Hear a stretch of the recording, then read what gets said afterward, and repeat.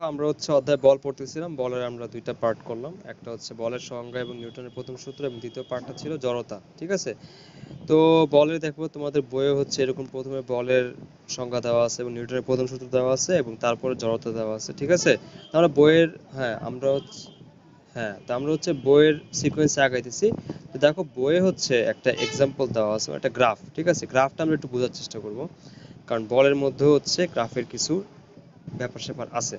তো দেখো আমরা কিন্তু গতি গতি অধ্যায়ে কিন্তু গ্রাফ খুব ভালোভাবে শিখছি। ঠিক আছে? তো আমাদের নতুন করে আসলে গ্রাফ শেখার কিছুই নাই। তো আমরা আসলে জানি যে দেখো, বল বল জিনিসটা আসলে কি করে। বল জিনিসটা হচ্ছে তোমার বেগ বৃদ্ধি করে। ঠিক আছে? আমরা কিন্তু শিখছি যে বলের যে সূত্র, আহ নিউটনের প্রথম সূত্র, সেখান থেকে আমরা শিখছি যে বল কি করে, বেগটা বৃদ্ধি করে। তার মানে হচ্ছে দেখো, তুমি যদি বলের একটা গ্রাফ আঁকো, তো তোমার যদি বেগ বনাম সময়ের গ্রাফ হয়, তুমি যদি বল প্রয়োগ করো, তোমার গ্রাফটা কি কখনো এরকম সরল রেখা হওয়া সম্ভব যে তুমি বল প্রয়োগ করতেছো, মানে বলের মানটা ধনাত্মক বাট বেগ বাড়তেছে না, এরকম কি সম্ভব? না। অবশ্যই বল বাড়াইলে বেগটাও বাড়বে। বাড়বে, ঠিক আছে? বেগটা অবশ্যই বাড়বে। সো এই কথাটা এখানে বলা হয়েছে, এবং বল প্রয়োগ করলে কিন্তু তোমার অবস্থানটাও পরিবর্তন হওয়ার কথা। ঠিক আছে? অবস্থানটা পরিবর্তন হওয়ার কথা। আচ্ছা, সো দেখো এখানে কি বলছে যে 3.01 গ্রাফ দুটিতে সময়ের সাথে সরণ এবং বেগের মান দেখানো হচ্ছে, কোথায় কতক্ষণ বল প্রয়োগ করা হচ্ছে ব্যাখ্যা করো। ঠিক আছে? এবার দেখো, গ্রাফটা একটু অ্যানালাইসিস করো। দেখো তো, জিরো থেকে এই প্রথম গ্রাফের কথা চিন্তা করো। 0 থেকে 1 সেকেন্ডে কিন্তু অবস্থানের পরিবর্তন হয় নাই। অবস্থানের পরিবর্তন যদি না হয়, তাহলে ওখানে তো বল প্রয়োগ করার কোনো প্রশ্নই ওঠে না। ঠিক আছে? এরপরে দেখো তো, T1 থেকে T2 সময়ে তোমার অবস্থানের পরিবর্তন হয়েছে, কিন্তু দেখো তো এই অবস্থানের পরিবর্তনটা, যে গ্রাফ, সেটা কিন্তু সরল রেখা, এবং সরল রেখা হলে আমরা কি জানি বলতো? এই সরণ বনাম সময়ের যে গ্রাফ, সেটা যদি এরকম সরল রেখা হয়, তো ওটাকে কি বলা হয়? সমবেগ বলা হয় না বলতো? ওটা কি বেগ? অবশ্যই সমবেগ। তো দেখো তো, এই এই পুরোটা সময় কি সমবেগ ছিল? তো সমবেগ থাকা মানে কি? সমবেগ থাকা মানে বেগের কোনো পরিবর্তন হয় নাই, ঠিক না? তো যদি তোমার বেগের পরিবর্তন যদি না হয়, তার মানে ওখানে কোনো বল প্রয়োগ করা হয়েছে বলতো? বেগের পরিবর্তন না করে, তার মানে কোনো বল প্রয়োগ করা হয়নি। তার মানে এই যে গ্রাফটা, অবস্থান পরিবর্তন হয় না, এখানে তো বল প্রয়োগ করা হয়ই নাই। এবং এখানে সমবেগ ছিল, তাই এখানেও বল প্রয়োগ করা হয় নাই। এবং এখানে দেখো বেগের মান পরিবর্তন হয় নাই। সো এই গ্রাফের কোথাও কি বল প্রয়োগ করা হয়েছে? না। এখানে প্রত্যেকটা পয়েন্টের জন্য বলের মান কত? শূন্য। কথা বুঝতে পারছো? এখানে বেগের কোনো পরিবর্তনই হয় নাই। হ্যাঁ, আরবার বলতেছি, দেখো এটা হচ্ছে এস ভার্সেস টি এর গ্রাফ, মানে সরণ বনাম সময়ের গ্রাফ। ঠিক আছে? দেখো এখানে সরণ, দেখো 0 থেকে T1 পর্যন্ত সরণ কিন্তু পরিবর্তন হয় নাই। দেখো, সরল রেখা মানে সরণ যে জায়গায় ছিল, অবস্থান যে জায়গায় ছিল সেই জায়গায় কিন্তু আছে, ঠিক না? আর T1 সময় থেকে T2 সময়ের মধ্যে অবস্থানের একটা পরিবর্তন হয়েছে, কিন্তু এই পরিবর্তনের হারটা কিন্তু সব জায়গায় সমান। কারণ কি?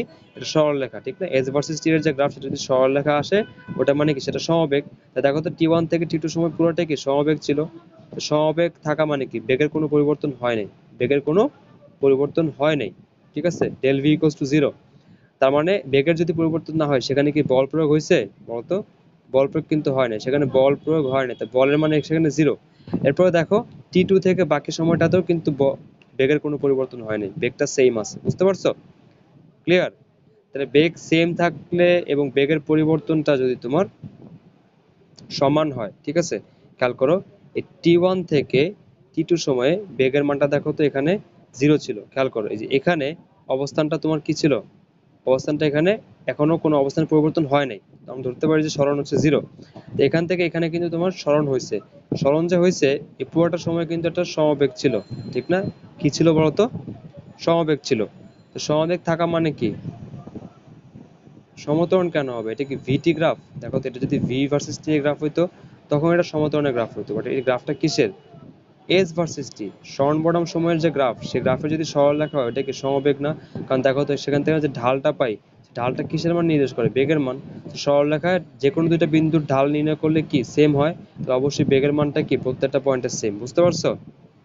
আচ্ছা, ঠিক আছে, তুমি যদি না বুঝো, আমি একটু রিডিং পড়ি, তাহলে বুঝবা। দেখো বলছে, প্রথম গ্রাফে 0 থেকে T1 কিংবা T2 থেকে শেষ পর্যন্ত সময় দুটিতে অবস্থানের পরিবর্তন হচ্ছে না। মানে দেখো, এই যে 0 থেকে T1 আর T2 থেকে শেষ পর্যন্ত অবস্থানের কোনো পরিবর্তন হচ্ছে না, ঠিক না? তাহলে অবস্থানের পরিবর্তন নাই মানে এখানে কোনো বেগ নাই। ঠিক আছে? তাহলে বেগের পরিবর্তন তো প্রশ্নই আসে না। তার মানে এই অংশ আর এই অংশে বলের মান কত? অবশ্যই জিরো, ঠিক না? বুঝতে পারছো? আচ্ছা, হ্যাঁ, সো দেখো বলতেছিলাম যে এবার আসে T1 থেকে T2 সময়, মানে এই অবস্থানটার কথা তো আমরা বলি নাই, বা এই সময়টার কথা তো আমরা বলি নাই, ঠিক আছে? দেখো, মানে আমি বলছি বাট এখানে আমরা পড়ি না রিডিং। সো দেখো কি বলছে যে T1 থেকে T2 সময় অবস্থানে পরিবর্তন হচ্ছে, কিন্তু যেহেতু সমহারে পরিবর্তন হচ্ছে, দেখো যেহেতু আমাদের এই রেখাটা হচ্ছে সরল রেখা। সরল রেখা মানে কি, এখানে বেগের কোনো পরিবর্তন হচ্ছে না, সমবেগ। সমবেগ তার মানে বেগের কোনো পরিবর্তন নাই, তার মানে এখানেও কোনো বল প্রয়োগ করা হচ্ছে না, যেটা আমি তোমাকে বললাম, মানে এই অবস্থান, এই অবস্থান, এই অবস্থান, কোথাও কোনো বল প্রয়োগ করা হচ্ছে না, সেটাই বলা হয়েছে, ঠিক আছে? সো এই প্রথম গ্রাফটার ক্ষেত্রে কোথাও কোনো বল প্রয়োগ করা হচ্ছে না, ঠিক আছে? এবার আসো দ্বিতীয় গ্রাফটার কথা। দ্বিতীয় গ্রাফের কথা খেয়াল করো, 0 থেকে T1 সময় কোনো বল প্রয়োগ করা হচ্ছে না, কেন? কারণ বেগের মানটা সেমই আছে, বেগের কোনো পরিবর্তন নাই। কিন্তু T1 থেকে T2 সময় দেখো বেগের মানটা পরিবর্তন করা হয়েছে, ঠিক আছে? তো অবশ্যই এই অংশে T1 থেকে T2 অংশে কিন্তু বলের কিভাবে দেখো, বেগ প্রথমে T1 সময় ছিল এত, T2 সময় দেখো T1 থেকে দেখো বেগের মানটা বাড়তেছে আস্তে আস্তে, দেখো এই যে বেগের মান বাড়তেছে। তো যেহেতু বেগের মানটা হ্যাঁ বাড়তেছে, এটা তো আর তোমার এজ ভার্সেস টি এর গ্রাফ না, এটা তোমার হচ্ছে ভি ভার্সেস টি এর গ্রাফ। দেখো বেগ, বেগ আর সময়, আগে ছিল অবস্থান আর সময়। So বুঝতে পারছো, এখানে তো অবশ্যই গ্রাফটা যেহেতু আপওয়ার্ড, এটা সমত্বরণ, এটা হচ্ছে সমত্বরণ, বাট সমবেগ তো আর না, বেগ চেঞ্জ হচ্ছে। তো বেগ চেঞ্জ হচ্ছে মানে এখানে বল প্রয়োগ করা হচ্ছে, ঠিক আছে? ক্লিয়ার কথাটা? So এটাই ছিল তোমার, হ্যাঁ হ্যাঁ, তো এটা হচ্ছে গ্রাফিক্যাল। হ্যাঁ, সো অবশ্যই এটা হচ্ছে গ্রাফিক্যাল রিপ্রেজেন্টেশন, ঠিক আছে? আচ্ছা গেল। এবার আসো হচ্ছে মৌলিক বল, ঠিক আছে? আচ্ছা, তো দেখো আমরা হচ্ছে বল নিয়ে একটু মানে পড়াশোনা এখানে করি। দেখো রিডিং পড়ি আমরা, ঠিক আছে? রিডিং পড়তে হয় বইয়ের প্রত্যেকটা লাইন। দেখো বলছে নিউটনের প্রথম সূত্রে প্রথমবার বল শব্দটা ব্যবহার করা হয়েছে, কিন্তু মজার ব্যাপার হচ্ছে বল বলতে আমরা কি বোঝাই সেটা এখনো বলা হয়নি। এটা যদি পদার্থবিজ্ঞানের বই না হয়ে অন্য কোনো বই হতো, তাহলে বল প্রয়োগের জায়গায় শক্তি প্রয়োগ কথাটা ব্যবহার করলেও বাক্যটায় অর্থের কোনো উনিশ বিশ হতো না, ঠিক আছে? মানে আমরা কিন্তু সাধারণত শক্তি দিয়েই, মানে সাধারণ মানুষ কিন্তু শক্তি নিয়ে মানে বলে, ঠিক আছে, যে শক্তি প্রয়োগ করতেছে, শক্তি দিচ্ছে, ঠিক না? সাধারণত কিন্তু বলটা সাধারণত ইউজ করা হয় না, বাট বল শক্তি অনেক জায়গায় উল্টায় পাল্টায় ইউজ করা হয়, ঠিক আছে? যাই হোক, তো বলছে যে দেখো, কিন্তু যেহেতু এটা পদার্থবিজ্ঞানের বই, তা আমরা এখানে শক্তি শব্দটা ব্যবহার করতে পারবো না। এটা জাস্ট ফালতু কথা, এমনি জাস্ট বলতেছে আর কি, বাচ্চা মানুষদের মতো বোঝাচ্ছে। দেখো বলছে আসলে নিউটনের প্রথম সূত্রটাই বলের সংখ্যা হতে পারে, যার প্রয়োগের কারণে স্থির বস্তু চলতে শুরু করে আর সমবেগে চলতে থাকা বস্তুর বেগের পরিবর্তন হয়, সেটা হচ্ছে বল, ঠিক না? এটা তো আমরা বুঝছি গত ক্লাসে, তাই তো? তার মানে দেখো বলছে নিউটনের প্রথম সূত্র থেকে বলটা কি সেটা আমরা বুঝতে পারি, কিন্তু পরিমাপ কিন্তু করতে পারি না, ঠিক না? বলের কনসেপ্ট, বল জিনিসটা কি সেটা আমরা হচ্ছে নিউটনের প্রথম সূত্র থেকে বুঝতে পারি, বাট বলের কোন সূত্র কি আমরা সেটা থেকে পাইছি বলতো? বলের কোন সূত্র কিন্তু সেটা থেকে আমরা পাই নাই, বাট দ্বিতীয় সূত্র থেকে আমরা বলের সূত্র বের করব, ঠিক আছে? ওটা পরবর্তীতে, তো একটু পরে আমরা শিখবো যে কিভাবে বলের সূত্র ডেরিভেশন হয় এবং নিউটনের দ্বিতীয় সূত্রটা আসলে কি, ঠিক আছে? আচ্ছা, এবার দেখো বলছে তোমরা যখন তোমাদের দৈনন্দিন জীবনে নানা কাজে বল ব্যবহার করো, তখন তোমাদের মনে হতে পারে কোনো বল প্রয়োগ করতে হলে স্পর্শ করতে হয়, যেমন ক্রেন দিয়ে ভারী জিনিস তোলা, কোনো কিছুকে ধাক্কা দেওয়া, কিংবা চলতে চলতে ঘর্ষণের জন্য চলন্ত বস্তুর থেমে যাওয়া, ঠিক আছে? এগুলোর ক্ষেত্রে কি স্পর্শ প্রয়োজন হয় না বলতো? যেমন দেখো একটা ফ্লোর, ফ্লোর দিয়ে তুমি যদি একটা বাক্স টেনে নাও, তাহলে কি হবে? ফ্লোরের সাথে বাক্সের একটা স্পর্শ থাকবে, ঠিক না? এবার ধরো তুমি যদি একটা কিছুকে ধাক্কা দাও, তোমার হাত দিয়ে তাকে ধাক্কা দিবা। এবার ধরো ক্রেন দিয়ে যখন একটা কিছু উপরে তোলা হয়, তখন এটাকে স্পর্শ করে তো তোলা হয়, ঠিক না? So আমরা সাধারণত আমরা চারপাশে যতগুলো বল প্রয়োগের এক্সাম্পল দেখি, সবগুলোর ক্ষেত্রে কি হয় বলতো? স্পর্শ থাকে, ঠিক না? বল প্রয়োগের সময় স্পর্শ দরকার হয়, ঠিক না? তার মানে এই না যে সব ধরনের বলের জন্যই তোমার সংস্পর্শ থাকা লাগবে, এটা কোনো কথা না, ঠিক আছে? স্পর্শের ভিত্তিতে বল হচ্ছে দুই ধরনের, কি বলছি? স্পর্শের ভিত্তিতে বল হচ্ছে কয় ধরনের? দুই ধরনের, একটা হচ্ছে স্পর্শ বল, আর একটা হচ্ছে কি অস্পর্শ বল, ঠিক আছে? যে বল প্রয়োগ করার সময় কোনো স্পর্শ প্রয়োজন হয় না, সেটা হচ্ছে অস্পর্শ বল। আর যে বল প্রয়োগ করার জন্য তোমার স্পর্শ প্রয়োজন হয়, তাকে বলে কি স্পর্শ বল। এক্সাম্পল দেখো, এই যে এখানে যতগুলো এক্সাম্পল দেওয়া আছে, সবগুলো হচ্ছে স্পর্শ বল, কারণ এখানে বল প্রয়োগ করার জন্য তোমার ওই যার উপর বল প্রয়োগ করবে তাকে স্পর্শ করতে হচ্ছে, ঠিক আছে? বাট অস্পর্শ বল কি? যেমন ধরো তোমার তোমার ক্লাস 8-এ শিখছো মহাকর্ষ বল, ঠিক না? একটা ভর, একটা ভরের কণা আর একটা ভরের কণাকে আকর্ষণ করবে, ঠিক আছে? তো এই যে আকর্ষণটা, আকর্ষণ করার জন্য কি তোমার এই বলটা কি স্পর্শ দিয়ে হচ্ছে, বা স্পর্শ করতেছে অ্যাকচুয়ালি বলতো? যেমন সূর্য আর পৃথিবী, সূর্য পৃথিবীকে টানতেছে, পৃথিবী সূর্যকে টানতেছে, তো এখানে কোনো স্পর্শ কিন্তু হচ্ছে না। তো এই বলগুলো কি বল? অস্পর্শ বল, স্পর্শ ছাড়াই একে অপরকে আকর্ষণ বল বা বিকর্ষণ বল করতেছে, এগুলো হচ্ছে অস্পর্শ বল। বুঝতে পারছো বিষয়টা? আর আমরা যে বলগুলো দেখি মানে বাস্তবিক মানে অ্যাপ্লিকেশনে, সেগুলো হচ্ছে স্পর্শ বল, ঠিক আছে? যেমন দেখো তুমি যখন, হ্যাঁ লোহা, যেমন দেখো তুমি যখন লোহাকে, যেমন ধরো তুমি একটা লোহাকে যখন একটা নির্দিষ্ট দূর থেকে তুমি যদি চুম্বক রাখো, তখন দেখবো লোহাটা চুম্বকের আকর্ষণে এটার কাছে চলে আসে। দেখো যত, এটা কিন্তু অস্পর্শ বল, হ্যাঁ এটাও কিন্তু অস্পর্শ বল, চুম্বক বলও কিন্তু একটা অস্পর্শ বল, ঠিক আছে? বুঝতে পারছো? আচ্ছা, এইবার দেখো বলছে যে আবার তোমরা লক্ষ্য করেছো কোনো বল প্রয়োগের জন্য স্পর্শ করতে হয় না কোনো কোনো বলের জন্য। যেমন দেখো কোনো কিছু ছেড়ে দিলে মাধ্যাকর্ষণ বলের জন্য নিচে পড়া এবং চুম্বকের আকর্ষণ, যেটা আমরা বলতেছিলাম। যেমন দেখো পৃথিবী, তুমি যখন হচ্ছে একটা ছাদ থেকে একটা বস্তু ফেলে দাও, তখন পৃথিবী এটাকে নিজে থেকে টেনে নিয়ে আসে ভূমিতে, ঠিক না? এখানে তো স্পর্শ হচ্ছে না, এটা তো মহাকর্ষ বল, আমরা জানি। তো আমরা যেটাকে তাই বললাম, মহাকর্ষ বল এবং চুম্বক বল এগুলো কিন্তু অস্পর্শ বল, ঠিক আছে? কাজেই আমরা বলকে দুইটা অংশে ভাগ করতে পারি, একটা হচ্ছে স্পর্শ বল আর একটা হচ্ছে কি অস্পর্শ বল, ঠিক আছে? আচ্ছা, তো দেখো কিন্তু তোমরা নিশ্চয়ই বুঝতে পারছো আমরা যেখানে স্পর্শ করছি বলে ধারণা করছি, সেখানে কিন্তু পরস্পরের অণু পরমাণু তাদেরকে ঘিরে ঘূর্ণায়মান ইলেকট্রন সরাসরি স্পর্শ দিয়ে নয়, তাদের তাড়িৎ চুম্বক বল দিয়ে একে অন্যের সাথে কাজ করছে। অন্যথায় বলা যায় আমরা যদি পারমাণবিক পর্যায়ে চলে যাই, তাহলে সব বলই অস্পর্শক। এক পরমাণু অন্য পরমাণুকে আকর্ষণ বিকর্ষণ করে দূরে থাকে, আক্ষরিক অর্থে স্পর্শ করতে হয় না। এইটা খুবই ডিপ একটা কথা বলছে তারা, ঠিক আছে? যেমন দেখো একটা ওয়াল, ঠিক আছে? তুমি যখন ওয়ালে হাত দিচ্ছ, ঠিক আছে, তুমি যখন ওয়ালে হাত দিচ্ছ, তো তোমার হাতের হাতের যে সারফেস, মানে হাতের যে তলটা এবং ওয়ালের যে তলটা, এই দুটো কিন্তু আসলে টাচ করতেছে, ঠিক না? একসাথে কি করতেছে, এই জায়গায় টাচ করতেছে, মানে স্পর্শ করতেছে, ঠিক না? বাট আসলে কিন্তু তোমার হাতের যে অনুপরমাণু, সেই অনুপরমাণু গুলো কিন্তু দেওয়ালের অনুপরমাণু গুলোকে টাচ করতেছে না। কারণ কি বলতো? কারণ একটা অণুর সাথে একটা অণুর একটা ডিস্টেন্স থাকে, ঠিক না? একটা পরমাণুর সাথে একটা পরমাণু কি থাকে, একটা ডিস্টেন্স থাকে। এটা তো আমরা খালি চোখে দেখি না, দেখি বলতো? আমরা এটা খালি চোখে দেখি? দেখি না। তো একটা ডিস্টেন্স কিন্তু থাকে, ঠিক আছে? তো এটাই বলতেছে যে আমরা যদি অ্যাকচুয়ালি ডিপে, অনেক ডিপে চলে যাই, মানে আমরা যদি পারমাণবিক পর্যায়ে চিন্তা করি, তাহলে আসলে কিন্তু সব বলে কি অস্পর্শ বল। অ্যাকচুয়ালি কিন্তু কোনো বলে কিন্তু আসলে স্পর্শ হচ্ছে না অনুপরমাণুর ক্ষেত্রে। কারণ তুমি যদি অনুপরমাণু নিয়ে চিন্তা করো, তাহলে বুঝতে পারছো কথাটা? এই জন্য বলতেছে যে আমরা যেখানে স্পর্শ করছি বলে ধারণা করতেছি, সেখানে কিন্তু পরস্পর অনুপরমাণু তাদের ঘিরে ঘূর্ণায়মান ইলেকট্রন সরাসরি স্পর্শ দিয়ে নয়, তাদের তড়িৎ চুম্বক বল দিয়ে একে অন্যের সাথে কাজ করছে। অন্য কথা বলা যায়, আচ্ছা এই তড়িৎ চুম্বক বলটা কি দেখো তো? ধরো প্রোটন, আচ্ছা আর তার চারপাশে কি আছে, ইলেকট্রন। সো এটা কিন্তু স্পর্শ করতেছে না, একটা ডিস্টেন্সে আছে। So এই যে বলটা, এটা কিন্তু এটা তাড়িৎ চুম্বক বল। কেন? কারণ প্রোটন একটা চুম্বক, ঠিক আছে? একটা ইলেকট্রন, সরি, ইলেকট্রন কিন্তু একটা চুম্বক। So ইলেকট্রনের চুম্বক বলও আছে এবং তো তড়িৎ বলও আছে, মানে একটা চার্জ, এটা কি আছে, তড়িৎ বলও আছে। তো দেখো একে অপর কিন্তু তড়িৎ বল দ্বারা কিন্তু আকর্ষণ বিকর্ষণ করতেছে, এবং চুম্বক বলও আছে, একটা ইলেকট্রন আর একটা ইলেকট্রনের মধ্যে চুম্বক বলও আছে, ঠিক আছে? তো এটাই বলতেছে যে তাদের ভিতরে কি বল দিয়ে কাজ করতেছে, অ্যাকচুয়ালি তড়িৎ চুম্বক বল দিয়ে কাজ কাজ হচ্ছে এখানে, বুঝতে পারছো?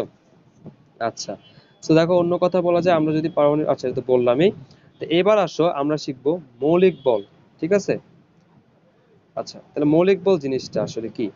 মৌলিক বল হচ্ছে এমন বল, যে বল অন্য কোনো বল থেকে উদ্ভূত নয়, ঠিক আছে? অন্য কোনো বল থেকে উদ্ভূত নয়, ঠিক আছে? আচ্ছা, দেখো বলছে কি পৃথিবীতে কত ধরনের বল আছে জিজ্ঞেস করা হলে তোমরা নিশ্চয়ই বলবে অনেক ধরনের। যেমন আমরা যদি কোনো কিছু ধাক্কা দিই, সেটা একটা বল। ট্রাক যখন বোঝা টেনে নিয়ে যায়, সেটা একটা বল। বাট আমরা এত এক্সাম্পল বলতেছি না, আমরা বলতেছি যে বলের ডেফিনেশন, মানে কয় ধরনের ডিফারেন্ট অ্যাকচুয়ালি বল আছে।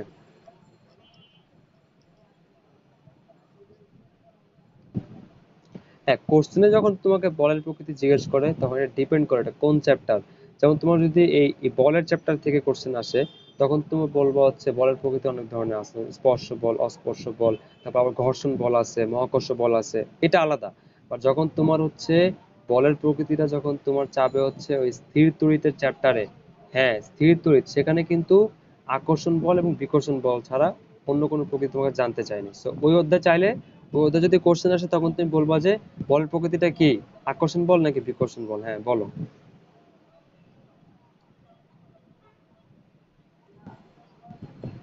বিকর্ষণ বল, হ্যাঁ। সমধর্মী চার্জ হলে, হ্যাঁ সমধর্মী চার্জ হলে এদের মধ্যে বিকর্ষণ বল হবে, আর বিপরীত হলে আকর্ষণ বল হবে। কোন কথা?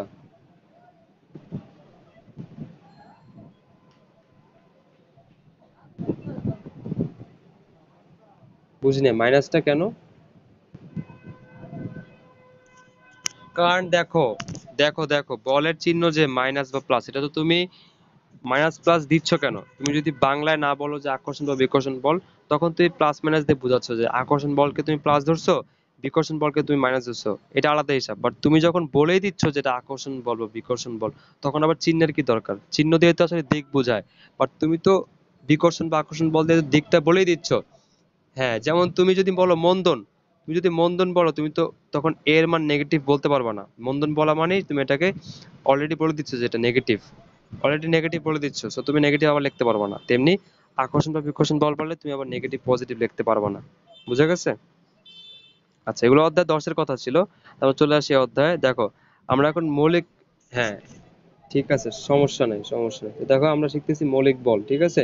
তো দেখো আমরা বলতেছিলাম যেটা, যে ঝড়ে যখন গাছ উপড়ে পড়ে সেটা একটা বল। মানে অনেক ধরনের বল তো এক্সাম্পল আছে, কোটি কোটি এক্সাম্পল আছে। এটা আমরা এক্সাম্পলের কথা বলতেছি না, আমরা বলতেছি হচ্ছে মৌলিক বলের কথা। যে পৃথিবীতে যত বল আছে, যত ধরনের এক্সাম্পল আছে বলের, সবগুলোরই একটা অরিজিন আছে, ঠিক না? যে এটা এই বল, আমরা দেখে চিনবো যে এটা এই বল। মানে একটা মৌলিক কতগুলো বল আছে, সেই বলের ভিত্তিতেই বাকি বলগুলোকে আসলে বলা যায়, মানে এক্সপ্লেন করা যায়। বুঝতে পারছো? আচ্ছা, তো মৌলিক বল হচ্ছে 4টি। ঠিক আছে, মৌলিক বল কয়টা? 4টা। আগে ছিল 5টা, আগে ছিল 5টা। এই যে তোমার তড়িৎ বল, তড়িৎ বল ছিল একটা মৌলিক বল, চৌম্বক বল ছিল আরেকটা মৌলিক বল। পরে দেখা গেল যে আসলে তড়িৎ বল, চৌম্বক বল আসলে একে অপরের পরিপূরক টাইপের, ঠিক আছে? দুইটা আসলে একীভূত বল।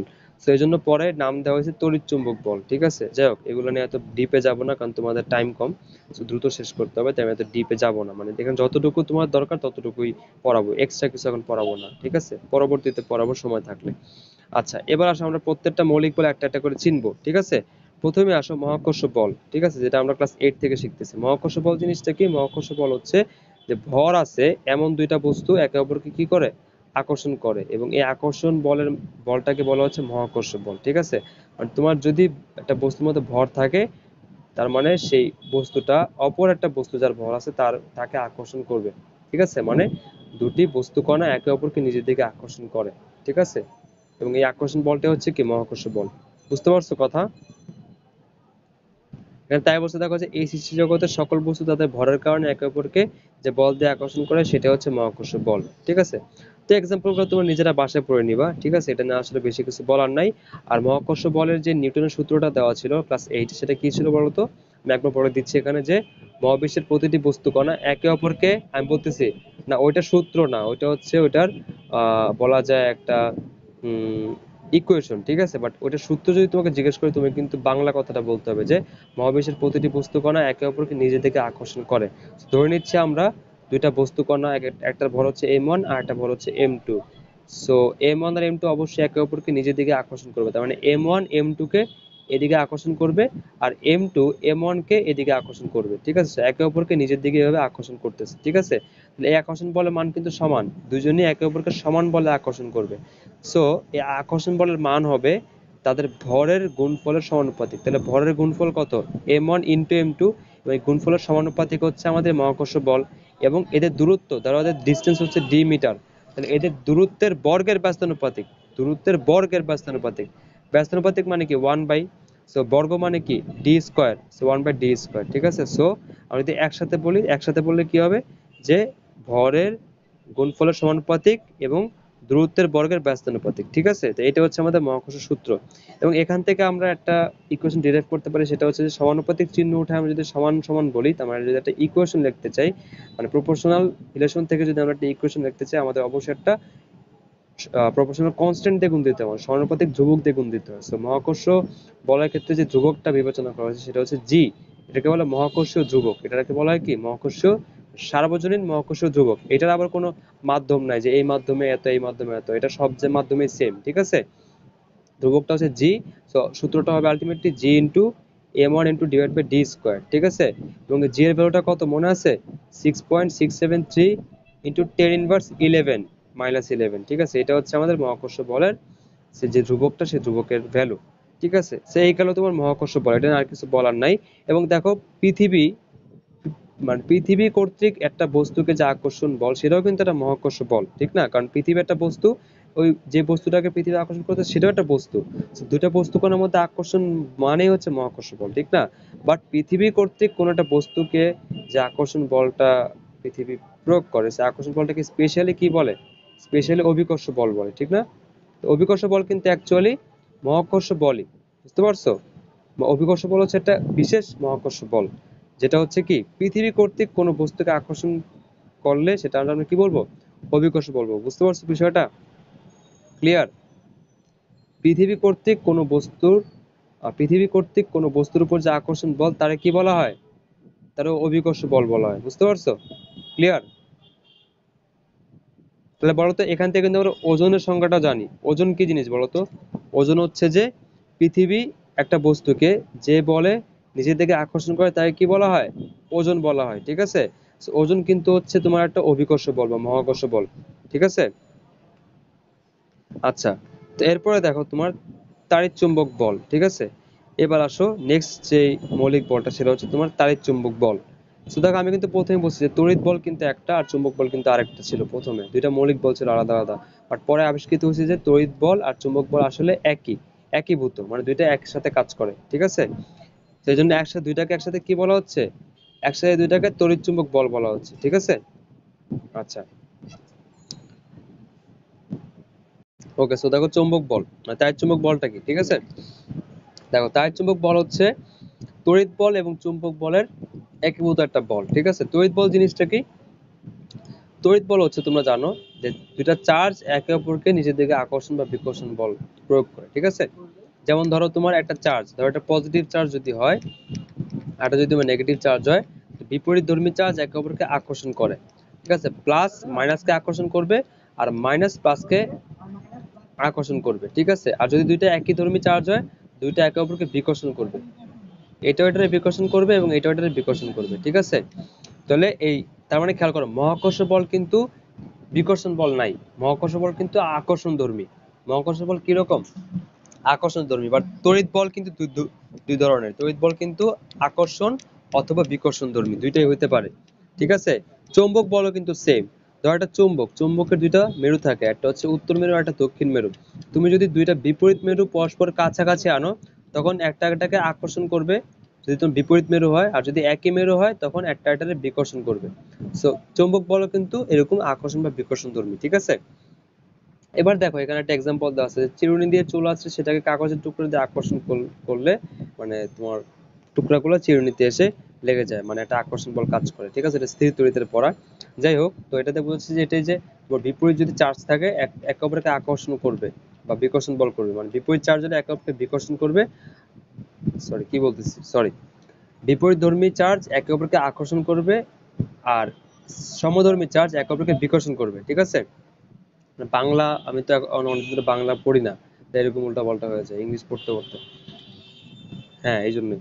আচ্ছা, তো দেখো কি বললাম তাহলে, যদি চার্জ একটা চার্জ একটা চার্জকে আকর্ষণ বা বিকর্ষণ বল করে, এটা হচ্ছে তড়িৎ বল। আর একটা চুম্বক, একটা চুম্বক কিভাবে আকর্ষণ বা বিকর্ষণ করে, ঠিক আছে, এটা চুম্বক বল। ঠিক আছে, আর আসলে এই তড়িৎ চুম্বক বল কেন একীভূত, অ্যাকচুয়ালি একটা ইলেকট্রিক ফিল্ড, ঠিক আছে, একটা ইলেকট্রিক ফিল্ড আর একটা ম্যাগনেটিক ফিল্ড আসলে একই সাথে অবস্থান করে। ঠিক আছে, এগুলো তোমরা আসলে একটু উপর ক্লাসে গেলে ভালো করে পড়বা। ঠিক আছে, এখন আসলে ওগুলো এইভাবে বুঝবা না। তো এখন আমি এগুলো নিয়ে খুব একটা ডিটেলস আলোচনা করবো না, তোমাদের সময় নষ্ট হবে। ঠিক আছে, তো এটুকু জেনে রাখো যে ইলেকট্রিক ফিল্ড আর ম্যাগনেটিক ফিল্ড অ্যাকচুয়ালি একই সাথে থাকে। ঠিক আছে, যেমন তোমরা হচ্ছে অর্ধের সাথে তোমরা তরঙ্গ পড়ছো না, এই যে এরকম তোমার অনুপস্থিত তরঙ্গ হচ্ছে এরকম সাইন ওয়েভ। ঠিক আছে, তো এটা যদি একটা তোমার ইলেকট্রিক ফিল্ড হয়, তো তার ম্যাগনেটিক ফিল্ডটা হচ্ছে একই সাথে চলে, বুঝছো, একই সাথে লম্ব বরাবর চলে এইভাবে। এটা একটা ইলেকট্রিক ফিল্ড আর একটা ম্যাগনেটিক ফিল্ড একই সাথে চলে, মানে দুইটা বল আসলে একীভূত। বুঝতে পারছো, মানে একটার সাথে লম্ব, ধরো এই তলের উপর যদি একটা বল থাকে, মানে এই তলের উপর যদি একটা ফিল্ড থাকে, ওয়েভ থাকে, তো এই তলের লম্ব বরাবর আর একটা ফিল্ড থাকবে, যেটা হচ্ছে তোমার একটা তড়িৎ, একটা ইলেকট্রিক ফিল্ড আর একটা হচ্ছে ম্যাগনেটিক ফিল্ড। ঠিক আছে, তো তোমরা হচ্ছে একটু উপরের ক্লাসে ভালো করে পড়বা। ঠিক আছে, এগুলো নিয়ে তো এখন বলার দরকার নেই আমার। আচ্ছা, এবার দেখো আমরা দেখবো যে তড়িৎচুম্বক বলটা আসলে কিরকম, এটা মানটা আসলে কত বেশি। ঠিক আছে, মহাকর্ষ বলকে যদি তুমি 1 ধরো, তাহলে তড়িৎচুম্বক বল হবে 10⁻36। তার মানে বুঝতেছো মহাকর্ষ বলের চেয়ে এত গুণ হচ্ছে তোমার তড়িৎচুম্বক বল। তাহলে তড়িৎচুম্বক বল কিন্তু মহাকর্ষ বলের চেয়ে অনেক বেশি শক্তিশালী। 10⁻36 মানে 1 এর পাশে কয়টা শূন্য, 36টা শূন্য। আমি তো লেখে শেষ করতে পারবো না এখানে।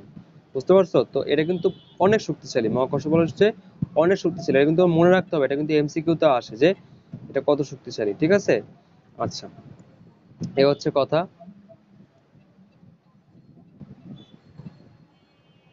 হ্যাঁ বলতে পারো, সমস্যা নাই, সমস্যা নাই।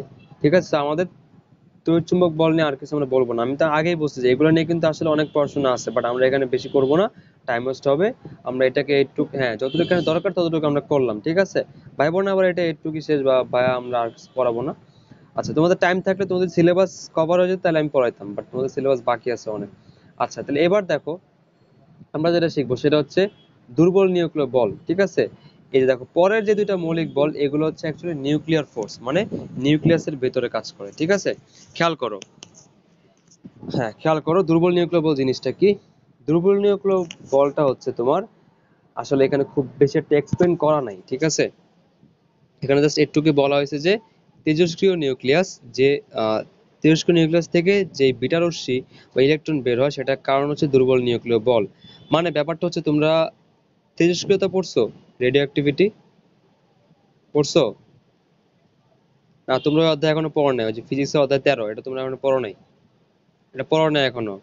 মানে হচ্ছে তোমার নিউক্লিয়াস যদি, নিউক্লিয়াসের, তোমার নিউক্লিয়াস যদি অনেক বড় হয়, মানে পারমাণবিক সংখ্যা যদি তোমার 82 চেয়ে বড় হয়, ঠিক আছে, তখন ওই বড় বড় নিউক্লিয়াস গুলো একটু অস্থিতিশীল হয়, মানে সেখান থেকে তোমার তেজস্ক্রিয়তা উৎপন্ন হয় আর কি। মানে হচ্ছে ওই নিউক্লিয়াস গুলো ভেঙে যায়, ভেঙে গিয়ে তোমার নতুন নিউক্লিয়াস গঠন করে। মানে ধরো তোমার বড় একটা, মানে বেশি পারমাণবিক সংখ্যা বিশিষ্ট একটা তোমার পরমাণু ছিল, সেটা ভেঙে গিয়ে কম পারমাণবিক সংখ্যা বিশিষ্ট পরমাণু বানায় কয়েকটা, বুঝতে পারছো? যাক, ওগুলো তোমার ওই অধ্যায়ে আছে, ঠিক আছে। এগুলো এখন আমি এখানে বেশি একটা পড়াবো না, তাহলে অনেক টাইম চলে যাবে, ঠিক আছে। তো এটা জেনে রাখো যে দুর্বল নিউক্লিয় বল জিনিসটা কি। দুর্বল নিউক্লিয় বল জিনিসটা হচ্ছে যে সকল মৌলগুলো তেজস্ক্রিয়, মানে রেডিও অ্যাক্টিভ এলিমেন্ট, এবং তেজস্ক্রিয় মৌল কারা আমি বলে দিচ্ছি, যাদের পারমাণবিক সংখ্যা 82-র চেয়ে বেশি, ওদের নিউক্লিয়, মানে নিউক্লিয়াসের যে ভর সেটাও কিন্তু অনেক বেশি। কারণ দেখো পারমাণবিক সংখ্যাই 82, তাহলে পারমাণবিক ভর কত হবে? আরো অনেক বেশি, ঠিক আছে, 150-র চেয়েও বেশি। সো পারমাণবিক ভর অনেক বেশি মানে কি, ওই নিউক্লিয়াসে প্রোটন আর নিউট্রন সংখ্যা কি অনেক বেশি। তো ওগুলো হচ্ছে, হ্যাঁ এগুলো হচ্ছে এই জন্য নিউক্লিয়াসটা অনেক অস্থিতিশীল থাকে, বুঝছো। মানে প্রোটন এবং নিউট্রনের ভাঙ্গন হয়, এবং এগুলো অনেক কাহিনী আছে, মানে কোয়ার্ক টোয়ার্ক, মানে এগুলোর অনেক এক্সপ্লেনেশন আছে, এগুলো এখন আমরা দিব না। জাস্ট একটুকে বুঝবা যে রেডিওঅ্যাক্টিভিটির কারণে সেখানে নিউক্লিয়াস থেকে আসলে ইলেকট্রনের বিকিরণ হয়, ঠিক আছে। কিসের বিকিরণ হয়? নিউক্লিয়াস থেকে ইলেকট্রনের বিকিরণ হয়। তুমি বলবো যে আরে ভাই, সারা জীবন জানলাম নিউক্লিয়াসে প্রোটন আর নিউট্রন আছে, তা নিউক্লিয়াসে ইলেকট্রন আসলো কই থেকে, ঠিক না? আসলে বিষয়টা হচ্ছে কি, নিউক্লিয়াসের ভিতরে যে প্রোটন আর নিউট্রন আছে এটা মৌলিক না। মৌলিক কণিকা কিন্তু শুধুমাত্র ইলেকট্রন, আর প্রোটন আর নিউট্রন কিন্তু আসলে যৌগিক কণিকা। মানে প্রোটন আর নিউট্রনকে ভাঙলে আরো কিছু জিনিস পাওয়া যায়, বুঝছো।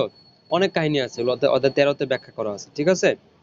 তো সহজ কথায় তোমরা একটু জানবা এখন আপাতত, যে নিউক্লিয়াস ভেঙে তোমার আহ রশ্মি বের হয়, অনেক ধরনের রশ্মি বের হয়, যেগুলো আমরা তেজস্ক্রিয় রশ্মি বলি, এবং তার সাথে অনেক ধরনের কণিকাও, অনেক ধরনের কণা বের হয়, ঠিক আছে। তো এরকম অনেকগুলো কণা আছে, তুমি নাম শুনছো, আলফা কণা, বিটা কণা, গামা, গামা রশ্মি, ঠিক আছে। তো বিটা রশ্মি যেটা, বিটা রশ্মি যেটা, বিটা রশ্মি আসলে কিছুই না। বিটা রশ্মি হচ্ছে অ্যাকচুয়ালি ইলেকট্রন, ইলেকট্রনের রশ্মি, বুঝতে পারছো? তো ওই ইলেকট্রনের রশ্মি নির্গত হয় হচ্ছে কেন? দুর্বল নিউক্লিয় বলের কারণে, ঠিক আছে। মানে নিউক্লিয়াসে, হ্যাঁ বিটা রশ্মি আসলে ইলেকট্রন, বিটা রশ্মি আসলে কিছুই না। বিটা রশ্মি হচ্ছে নিউক্লিয়াস থেকে যে ইলেকট্রন বের হয় সেটা হচ্ছে বিটা রশ্মি, বুঝতে পারছো? না ইলেকট্রন বলবা না, কারণ হচ্ছে ইলেকট্রন বলতে বোঝায় মেইনলি কক্ষপথে যে ইলেকট্রন গুলো ঘুরে, ওই ইলেকট্রনটা গুলো কিন্তু কক্ষপথে ঘূর্ণায়মান বা মুক্ত ইলেকট্রন বা ইলেকট্রন আদান প্রদান হয়। বাট নিউক্লিয়াস থেকে যেগুলো বের হয় সেগুলো কিন্তু রশ্মি হিসেবে বের হয়, বুঝছো, এই জন্য এগুলো বিটা রশ্মি বলা হয়। বাট অ্যাকচুয়ালি ওগুলা রশ্মি, ঠিক আছে, বাট ওগুলো কিন্তু অ্যাকচুয়ালি ইলেকট্রন, ইলেকট্রনের রশ্মি বলা যায়, ঠিক আছে। অনেকগুলো ইলেকট্রন একসাথে বের হয়, ঠিক আছে। যাই হোক, তো বিটা রশ্মিগুলো বের হয় কেন? বিটা রশ্মিগুলো বের হওয়ার কারণ হচ্ছে দুর্বল নিউক্লিয় বলস। এগুলো এর চেয়ে বেশি ডিটেলস এখানে পড়ার দরকার নেই, এটা মনে রাখলেই হবে যে এই তেজস্ক্রিয় যে মৌল, সেই মৌলের যে নিউক্লিয়াস, নিউক্লিয়াসে ভাঙন হয়, নিউক্লিয়াস ভাঙনের সময় বিটা রশ্মি নির্গত হয়, এবং সেই বিটা রশ্মি নির্গত হয় কেন? দুর্বল নিউক্লিয় বলের কারণে, বুঝতে পারছো? কথা ক্লিয়ার? আচ্ছা, এ হচ্ছে কথা। আর সবল নিউক্লিয় বল আসলে একটু ডিপ, যে দেখো একটা জিনিস তুমি চিন্তা করো, তোমার বড় বড় যে নিউক্লিয়াস গুলো, এগুলোর মধ্যে প্রোটন সংখ্যা কি অনেক বেশি না? মানে পারমাণবিক সংখ্যা বেশি, তার মানে নিউক্লিয়াসের প্রোটন সংখ্যা অনেক বেশি। এখন দেখো একটা প্রোটন আর একটা প্রোটনকে কিন্তু বিকর্ষণ করে, কারণ প্রোটন হচ্ছে পজিটিভ, ঠিক না? তো একটা প্রোটন একটা প্রোটনের কি করবে, বিকর্ষণ করবে।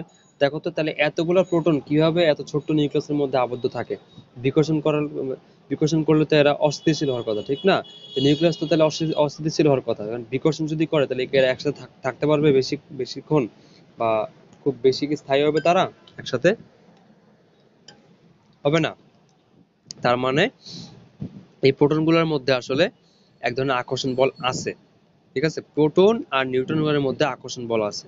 হ্যাঁ, আসলে প্রোটনের প্রোটনের মধ্যে সরাসরি আকর্ষণ বল নাই। ওই যে বলো না, তুমি কান ধরতেছো, তুমি যদি ডান কান যদি তুমি ডান হাত দিয়ে ধরো, আর তুমি যদি ডান হাত দিয়ে যদি তুমি ঘুরায় বাম কান ধরো, তাহলে তো এটা কান ধরাই হইলো, ঠিক না? ওরকম আর কি। মানে আমি এত ডিটেলসে যাব না, কারণ এগুলো মানে একটু কোয়ান্টাম হাবিজাবি, তোমার কোয়ার্ক টোয়ার্ক বুঝাইতে হবে এগুলোর জন্য। এত আমি ডিটেলসে যাব না, আমি জাস্ট একটুকুই বলবো যে প্রোটন আর নিউট্রনের মধ্যে যে আকর্ষণ বল, সেটা হচ্ছে সবল নিউক্লিয় বল। এটা বুঝলেই হবে। কি বলছি? প্রোটন আর নিউট্রনের মধ্যে যে আকর্ষণ বল তারে কি বলা হয়? সবল নিউক্লিয় বল বলা হয়, ঠিক আছে? আচ্ছা, আর প্রোটন আর নিউট্রনের মধ্যে আকর্ষণ হয় তাহলে কেমনে? এটা কিন্তু কোনো তড়িৎ বল না যে প্রোটন পজিটিভ, নিউট্রন তো তোমার নিউট্রাল। সো পজিটিভ আর নিউট্রনের মধ্যে কি কোনো আকর্ষণ থাকবে? অবশ্যই না, কারণ এর তো কোনো চার্জ নাই। তড়িৎ বল থাকবে না, এটা কিন্তু তোমার তড়িৎ বল না। এই প্রোটন আর নিউট্রনের মধ্যে এক ধরনের কণার আদান প্রদান হয়। কি আদান প্রদান হয়? এক ধরনের কণা। এবং সেই কণারে বলা হয় তোমার মেসন কণা। কি কণা বলা হয়? মেসন কণা। তো এই মেসন কণা আদান প্রদানের কারণে তোমার এদের মধ্যে একটা শক্তিশালী আকর্ষণ বল কাজ করে, এবং যাকে বলে সবল নিউক্লিয় বল। এবং সবল নিউক্লিয় বল হচ্ছে সবচেয়ে শক্তিশালী আকর্ষণ বল। মানে সবচেয়ে শক্তিশালী বল হচ্ছে সবল নিউক্লিয় বল। এটা হচ্ছে মহাকর্ষ বলের 10^42 গুণ। আর দুর্বল নিউক্লিয় বল হচ্ছে তোমার 10^39 গুণ। ঠিক আছে? তো সবচেয়ে সবচেয়ে শক্তিশালী কিন্তু তোমার সবল নিউক্লিয় বল। কারণ দেখো, একটা ছোট্ট জায়গা নিউক্লিয়াস, নিউক্লিয়াসের মধ্যে প্রোটন আর নিউট্রন যে আকর্ষণ বল আছে, ওটা কিন্তু পরিসর অনেক ছোট পরিসরে কাজ করতেছে, ঠিক না? এবং সেটা পরিসর কত বলতো? 10^15। এতটুকু দূরত্বে এরা কাজ করতেছে। এই বলের মানটা কিন্তু অনেক বেশি। বুঝতে পারছো বিষয়টা? এটার পরিসর কিন্তু অনেক কম। কি? হ্যাঁ, না না, 10^15 মানে কি? এটা জিরো, মানে 0.000000001 এরকম আর কি। 15টা বা 14টা শূন্য তারপরে ওয়ান। মানে খুবই স্বল্প দূরত্বে এরা কাজ করে, কারণ দেখো নিউক্লিয়াস তো অনেক ছোট, ঠিক না? নিউক্লিয়াসের ব্যাস কত? 10^15 মিটার। সেজন্য এদের এদের যে আকর্ষণ বলের যে মাত্রাটা, সেটা হচ্ছে, মানে মাত্রা বলতে কি, পাল্লা, পাল্লাটা হচ্ছে তোমার খুবই ছোট, মানে খুবই স্বল্প দূরত্বে এরা ক্রিয়া করে। বুঝতে পারছো বিষয়টা? তেমনি দুর্বল নিউক্লিয় বলের কিন্তু পাল্লা আরো ছোট। দুর্বল নিউক্লিয় বলের পাল্লা কত? 10^18 মিটার। মানে এরা আরো স্বল্প দূরত্বে কাজ করে। বুঝতে পারছো বিষয়টা?